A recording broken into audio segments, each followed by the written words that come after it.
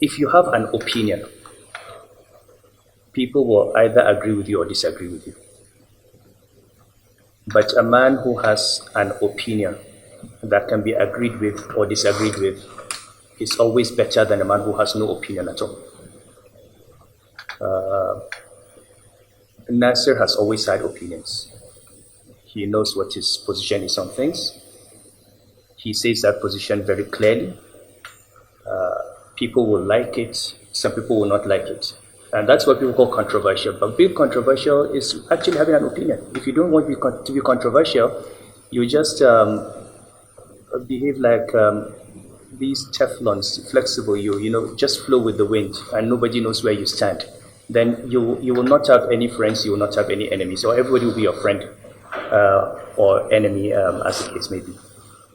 I think the case of the case of the crisis in Kaduna, first of all, is something that predates this government. It's been on for a long time. And the governor is doing something about it for the first time in a long time.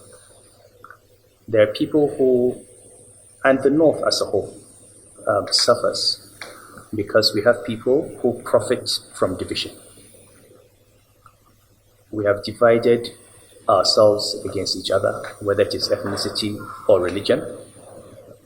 And I think when you have someone who says, I'm simply going to stand for justice, for the rights of human beings, and do what is right, some people who are not used to things being done in that way are going to object. I'm sure that His Excellency knows that with almost every issue, there will be people who will object. But what is important is that it is very clear what he has done. I read the allegations, and there were no allegations. I read the petition. I was looking for the specific allegation. You say somebody does not respect the rule of law. What is the specific instance of disrespect for the rule of law? You say somebody has mishandled a crisis. What is the specific manner in which he mishandled the crisis? Anybody can say anything. I can say you are a corrupt person. What does that mean? It means nothing. And to be honest, I do not want to join issues. I think we have already heard the view of Nigerians and the response. I spoke to Konya Ajayi, who was the chairman of the technical committee. He confirmed to me that he was the one who invited His Excellency to come and speak. He was one who invited him to speak at the MBA meeting. He did not ask himself to speak. And the technical committee itself did not support any call to disinvite him. Now that decision has come out. If you're going to take action on people based on allegations, the president of the NBA himself has allegations against him that have not been proven. But nobody has said anything about him because this is a matter that's before a court of law, and people will wait for the court to decide. Everybody has a right to fair hearing. And more important for me, if you feel that the governor of Kaduna State is not doing well, you should invite him to your conference and ask him. And let him explain what he is doing. And tell him what you think he's doing wrong. You will learn something from him. He will learn something from you. Disinviting him is not the path of people who actually want progress. Because if you disagree with someone, having him in your hall where you can tell him your view is the best way. And he can defend himself. And if there are things that he needs to improve, he will take them on board. And if there are things that you don't know that he's doing, you can be better informed. That is, I think, the best way to handle issues like this.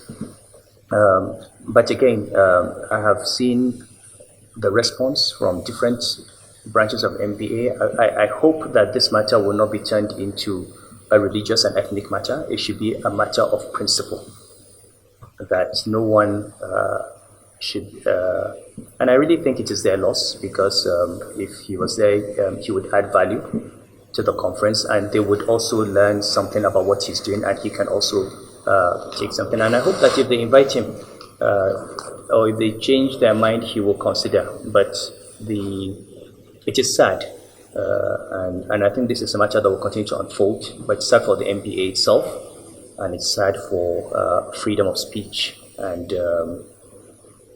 also fair hearing.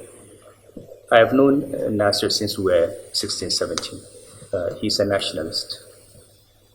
Anybody who knows him, he has never, ever, ever been associated with any ethnic or religious bigotry. All our friends are Nigerians. Everybody who knows us, people don't even think of us as northerners, or because, I mean, really, we're just Nigerians.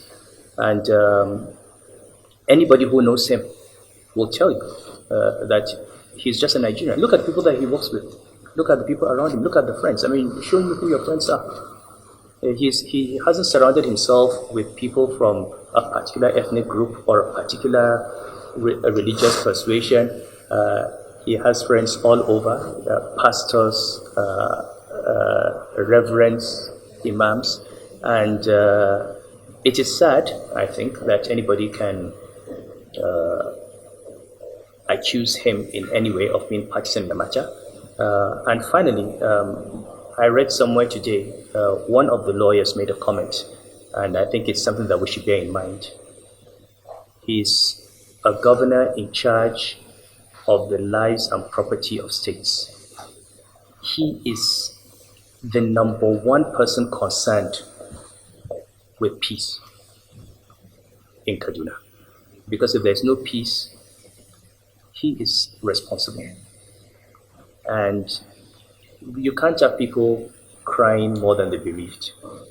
If we do not assist him, I think the least we can do is pray for him and give him a chance and advise him. So, needless to say, this is a sad thing. Something.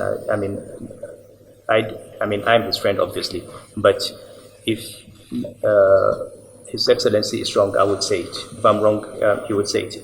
We'll still be friends. But on this matter, I think it was more to the discredit of the MBA Executive Council than to him, since he did not invite himself. And if they choose not to invite him, that's fine. He will have other opportunities. I mean, he will always be invited anyway. This one less speaking engagement. So. But we pray that this matter will be resolved, and most important thing is that Kaduna State should have peace, and we should not complicate efforts at peace building. I read today that the groups are meeting, and I hope and pray that they will reach a compromise and we'll see peace in the state. That is the most important thing, not speaking at MBA or what MBA says, but there should be peace in Kaduna State and in this country.